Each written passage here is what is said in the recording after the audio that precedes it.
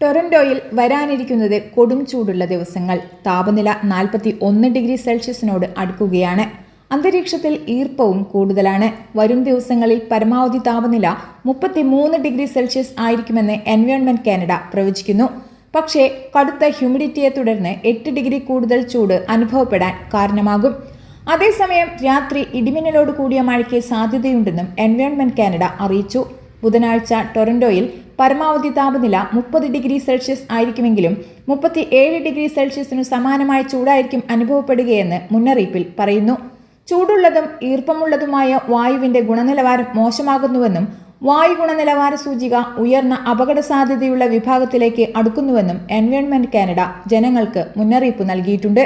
വാരാന്ത്യത്തിൽ കൂടുതൽ താപനില ഉയരുമെന്നാണ് പ്രവചനം.